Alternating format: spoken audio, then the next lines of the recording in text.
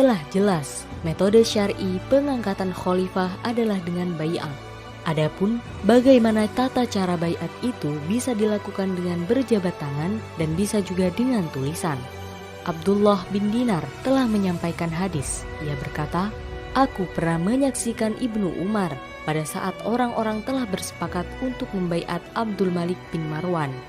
Ibnu Umar berkata bahwa ia telah menulis, 'Aku berikrar untuk mendengarkan dan menaati Abdul Malik bin Marwan sebagai Amirul Mukminin atas dasar kitabullah dan sunnah Rasulnya selama aku mampu.'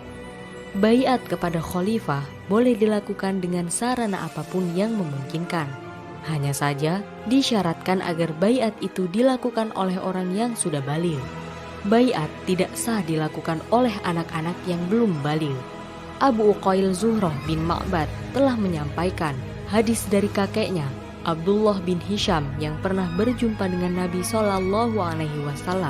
Abdullah pernah dibawa ibunya Zainab binti Humaid pada Rasulullah SAW. Ibunya berkata, "Ya Rasulullah SAW, terimalah baiatnya." Lalu Nabi bersabda, "Ia masih kecil." Beliau lalu mengusap kepalanya dan mendoakannya. Hadis riwayat Al-Bukhari. Adapun lafal baiat tidak harus terikat dengan lafal-lafal tertentu.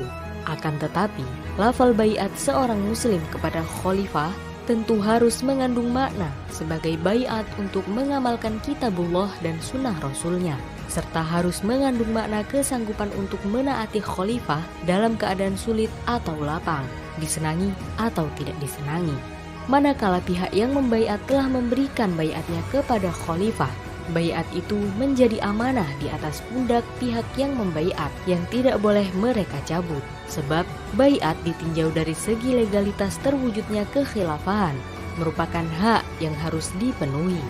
Jika baiat itu telah diberikan, maka wajib untuk terikat dengannya.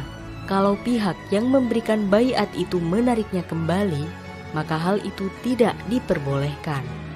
Di riwayat Sahih Al-Bukhari dari Jabir bin Abdullah radhiyallahu an disebutkan bahwa seorang Arab Badui telah membaiat Rasulullah SAW atas dasar Islam.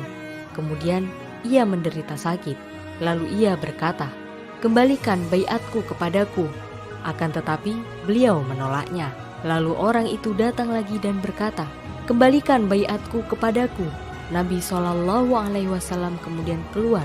Lalu beliau bersabda, "Madinah ini seperti tungku atau tukang besi yang bisa membersihkan debu-debu yang kotor dan membuat cemerlang kebaikan-kebaikannya." Hadis riwayat Al-Bukhari. Dari Nafi' juga diriwayatkan bahwa ia berkata, "Abdullah bin Umar pernah berkata kepadaku, aku pernah mendengar Rasulullah SAW bersabda, siapa saja yang melepaskan tangan dari ketaatan, ia pasti menjumpai Allah pada hari kiamat tanpa memiliki hujah." Hadis riwayat Muslim. Membatalkan baiat kepada khalifah sama artinya dengan melepaskan tangan dari ketaatan kepada Allah. Hanya saja, ketentuan itu berlaku jika baiat kepada khalifah itu adalah baiat iniqad atau baiat legal, atau merupakan baiat taat kepada khalifah yang telah dibaiat secara sah. Adapun jika baiat itu permulaan dan baiat iniqad dari kaum muslimin kepada seorang tersebut belum sempurna, sehingga belum sempurna jabatan kekhilafahannya, maka pihak yang membaiat boleh melepaskan baiatnya. Larangan dalam hadis tersebut berlaku untuk orang yang menarik kembali baiat dari khalifah, bukan menarik kembali baiat dari seseorang yang belum sempurna jabatan kekhilafahannya. Demikianlah tata cara baiat yang syar'i kepada khalifah.